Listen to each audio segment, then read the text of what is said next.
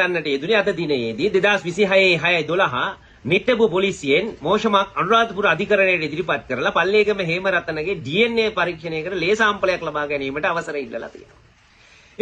ලැබිලා තිනවා රජයේ රස පරීක්ෂණ දෙපාර්තමේන්තුව ඉදිරිපත් වෙලා රුධිර සාම්පලයක් ලබා දෙන්න කියලා පල්ලේගම හේමරතනට නියෝගත් කරලා තියෙනවා. ගැටලුව තියෙන්නේ මෙන්න මේ පල්ලේගම හේමරතනගේ ලේ සාම්පලය ඒ දැරිවියගේ අර පෙම්වතාගේ ලේ සාම්පලයකට මාරු වෙයිද? එහෙම නැත්නම් අර ව්‍යාපාරිකයාගේ ලේ සාම්පලයකට මාරු වෙයිද? මොකද මේ රුවන්වැලි සෑයේ ශාසනික මහා මුදල් කන්දරාවක් තියෙන පුද්ගලයෙක් මේ විදිහේ ලොකු සමාජයේ ආందోලනාත්මක විදිහට මේ නීතියේ දෙවගණගේ වැස් වහීමට මුදල් වියදම් කරලා තියෙනවා. මොකද ලක්ෂ 30 ගාණක් නීතිඥවරුන්ට ඒ වගේම තව දරුවට සහ දරුවගේ අනාගතය වෙනුවෙන් කෝටි 2ක මුදලක් ලබා දෙන්නට මේ ආදි වශයෙන්. එතකොට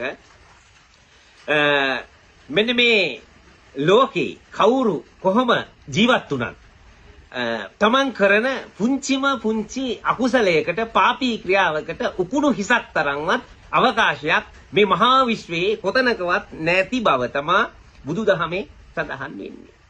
ඒකට හොඳම නිදර්ශනය තමයි මේ ආනන්ද හාමුදුරන්ට මාරයා මනසට බලපෑම් කරලා අර කල්පයක් පුරාවටම වඩින්නයි කියලා කියන මේ බුදුරජාණන් වහන්සේ ලබා දීපු chance එක අවස්ථා කීපයක තිබ්බ මග ඇරුණා. ඒ වගේම තමයි මේ පල්ලේගම හේමරතන මේ රුවන්වැලි චෛත්‍ය රාජානන් වහන්සේගේ ඒ කෝටි 11000ක මේ පොත මේ ආදි වශයෙන් ඒ වගේම උත්තරීතර පුදබිමක කරන ලද ඒ පන්සල කියන්නේ පංච සුචරිතවාදය සමාජගත කරන තැන පංච දුස්චරිතවාදය ඒ තෝතැන්නම් බවට පත් කරපු පල්ලේගම හේමරතන ඔබ හැමෝම දන්නවා මාධ්‍යහරාමේ මේ කපු මහත්තයාගේ සීතකරණයේ තිබ්බ මේ මස් ගබඩාව පිළිබඳව. ඒ වගේම ජයශ්‍රී මහ බෝධින් වහන්සේට අල්ලපු වැටීම මේ ගංජා කියන මේ මද්ද්‍රව්‍ය පාවිච්චි කරමින් කටයුතු කරපු අවස්ථාව. ඉතින් ඒක නිසා දැන් තවත් කාරණයක් ආරංචි මේ ජයශ්‍රී මහ බෝධින් වහන්සේට රෑ 10න් පස්සේ කට්ටියට වන්නේ මේ ගිහිල්ලා ඔළුව ගහලා වඳින්න දෙනවා. ඒ වගේම වඳින්න කියලා බෝකොලේකුත් දෙනවා. ඒකට ලක්ෂ 3 සිට ලක්ෂ 5 වගේ අය කිරීමකුත් කරනවා. එතකොට මේවට කළු බණ්ඩාර දෙයියෝ විරුද්ධයි. ඒ වගේම තමයි මෙන්න මේ විදිහට ශාසනික මුදල් නැතුව මේ පාපී දේවල් වලට යොමු වීම. ඒ කියන්නේ පංච දුස්චරිතයට සල්ලාලකම් වලට මත්ද්‍රව්‍ය වලට ඒ වගේම මේ දේවල් වලට යොමු වීමටත් පිළිබඳවත් බොහොම කනගාටුවෙන් දේශසහගතව තමයි ජයශ්‍රී මහ බෝධියට අධිග්‍රහිත වූ කළුවණ්ඩාර දෙයියෝ ඉන්නේ. රුවන්වැලි චෛත්‍ය රාජානන් වහන්සේට අධිග්‍රහිත වූ විශාල රූප දෙවියන් වහන්සේ වැඩ ඉන්නේ.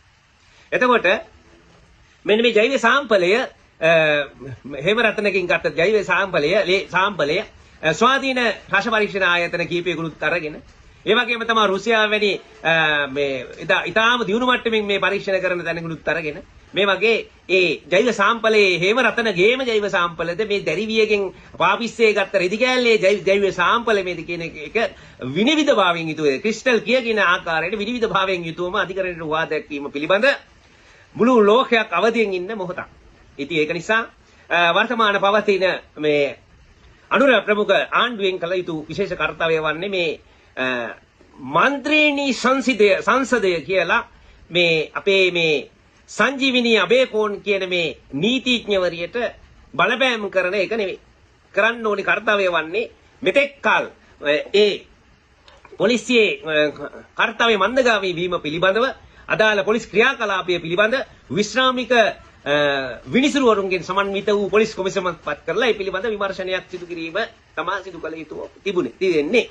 එතකොට ඒ වගේම තමයි අපේ මේ බිමල් රුහුණුගේ මාධ්‍යවේදියාට අපේ ඒ ජයශ්‍රී මහ බෝධියට අධිග්‍රහිත වූද රුවන්වැලි චෛත්‍යයට විශාල රූප දෙවියෝ ඒ වගේම කළුබණ්ඩාර දෙවියෝ මැදිහත් වෙලා උඹ සැබෑ ලෙසම මේ ජනතාවගේ මේ ධනයට බලයට තනතුරට මේ අසාධාරණ වෙන මාධ්‍යවේදී වෙනුවෙන් පෙනී සිටින සැබෑ මාධ්‍යවේදියෙක් නම් ඔබ මෙන්න මේ දැරිවියට මෙන්න මේ රාගම රෝහලේ මානසික රෝගියෙක් ඉදිරිපත් වෙලා තිනවා. මේක නීති ඉදිරියට පැමිණලා නැහැ. මේක නීති ඉදිරියට පමුණවන්න කියලා අන්න එයාගේ මොලේ එයාව අවසන්නට එදුණා. මොලේට බලපෑම් සිදු වුණා. ඉතින් ඒ බලපෑම මත ජාතික ළමා ආරක්ෂණ අධිකාරියේ නීතිඥවරිය සංජීවිනී අබේකෝන් මැතිණිය බොහොම කෙටි කරලා උපමා රූපකව ඒ විශාල අර්ථ ගැන්වීමක් අධිකරණයට හොවා දැක්වුවා. මොකද කෙවිතක් කරන් පොලිසිය නිසි රාජකාරිය කරවන්නට මට වෙහෙසෙන්න දුවන්ට පන්නන්න සිද්ධ වුණා කියන කාරණය. එතකොට මේ හේමරතන විසින් අපචාරයට බඳුන් කරපු මේ දරුවා පමණක් නෙවෙයි මේ රටේ බොහෝ තැන්වල ජාති ආගම් කුල ભેදකින් තොර විවිධ වූ ස්ථානවල සිදු කරන්නට යෙදෙනවා. මේ සියලු ළමා අපචාරවලට නීතියෙන් වැටකොටු බැඳිය යුතුම වෙනවා. එතකොට බැඳෙන්න තියෙන ප්‍රධාන බාධාවන් මොනවද කියලා හඳුනාගත යුතු වෙනවා. ඒක නිසා සමාජ ක්‍රියාකාරී සංඝයා වහන්සේ නමක් විදිහට මේ බාධාවන් ටික ඔබ දැනුවත් කිරීම කළ යුතු යුතුයකමක් වගකීමක් ලෙස සලකන නිසා මම මේ විදිහට කියනවා. යම්කිසි මේ දරුවෙක් අපචාරයකට ලක් වුණාට පස්සේ ඒ දරුවා පොලිසිය ඉදිරියේදී ප්‍රකාශ කරනවා. ඊට පස්සේ රෝහලට අරගෙන ගිහිලා අධිකරණ වෛද්‍යවරයා ඉදිරියේදී ප්‍රකාශ කරනවා. එහෙම නැත්නම් ජෛව සාම්පල් ගන්නවා. ඊට පස්සේ නැවත අධිකරණයේදී සාක්ෂි විමසීමේදීත් මේ සිද්ධියෙන් පිළිබඳ දරුවාගෙන් විමසනවා පිරිසක් ඉදිරිපිට. එතකොට නැවතත් මේ දරුවා මානසිකව අපචාර වලට ගොදුරු වීමේ ප්‍රවණතාවයක් තියෙනවා මේ නීති කෘත්‍ය නිසා. ඒ නැවත අපචාර වලට ගොදුරු වෙන ස්වභාවය වළකලා ඒ වගේම මේ දරුවා ගේ මනසට බල නොපාන විදිහට බොහොම පුද්ගලිකව ඒ දේවල් සටහන් කර ගැනීම සහ පරීක්ෂණ කටයුතු වලට බඳුන් කරගත යුතු වෙනවා. ඒ වගේම තමයි යම්කිසි දරුවෙක් ඒ වගේ අපචාරයට ලක් වුණාට පස්සේ මොකද වෙන්නේ? ඒ දරුවා මේ සමාජයට ඉදිරිපත් වීමට, ඒ කියන්නේ අධිකරණයට ඉදිරිපත් වෙනකොට මිනිස්සු දකින්නවා, සමාජය දකින්නවා. ඊට පස්සේ මේ අධිකරණ මේ දේවල් වලදී මොකද වෙන්නේ? ඒ දරුවා අනාගතයේදී ලොකු වෙලා සමාජයට මුහුණ දීමේදී නින්දාවකට, අපහාසයකට, ලැජ්ජාවකට පත් වෙන නිසා, ඒ දරුවාගේ වැඩිහිටියන් නින්දාවට, ලැජ්ජාවකට, අපහසුතාවයකට පත් වෙන නිසා මේ අපචාර සිද්ධීන් ගොඩාක් දුරට නීතියේ රැහැටට එන්නේ නැතුව මගදීම හැලෙනවා.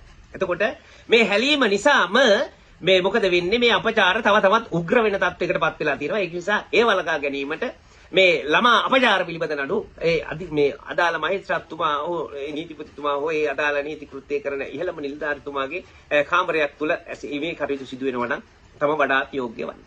ඒ වගේම තමයි දැන් මේ වාර්තාවක් ළමා අපචාරය පිළිබඳවට පස්සේ නීතිපතිතුමාගේ උපදෙස් සඳහා යොමු කරනවා පරීක්ෂණ කටයුතු වලින් අවසානයේ. එතකොට මොකද නීතිපතිතුමාගේ මේ පිළිබඳ වාර්තාව ඒමට අවුරුදු ගණන් කාලයක්, මාස ගණන්, අවුරුදු ගණන් කාලයක් ගත වෙනවා. මෙන්න මේ කාලය තුලදී මොකද වෙන්නේ? අන්න අර අපචාරයට ලක් මදුන් වෙච්ච ළමයව නැවත අපචාරයට ගොදුරු කෙනා නීතිය රැහැට අහුවේ කියන බයට එයා පුළුවන් තරම් සල්ලි වේදම් කරලා පුළුවන් තරම් උපාය යොදවලා මෙන්න මේ දරුවට විවිධාකාරයේ වක්‍ර හෝ ඍජුව බලපෑම් කරලා දැන් අර පුංචි දරිවියට කෝටි දෙකක මුදලක් දෙනවා කිව්වා වගේ විවිධ බලපෑම් කරලා මේ අය මොකද කරන්නේ? අර ඒ අපචාරයට ගොදුරු වෙච්ච දරුවගෙන් හෝ දරුවගේ බාරකාරත්වයේ තියෙන ඥාතීන්ගේ දියුණුම් ප්‍රකාශ අර ගන්නවා. මොකක් කියලාද? යම් කිසි පිරිසකගේ බලපෑම නිසායි අපි මේවා ඉදිරිපත් කරේ. යරින්නේ මෙහෙම දෙයක් සිද්ධ වුණේ නැහැ කියලා දියුණු ප්‍රකාශ අරන් ඉදිරිපත් වුණාට පස්සේ නීතිපතිතුමාගේ කෘත්‍යය එතනින්ම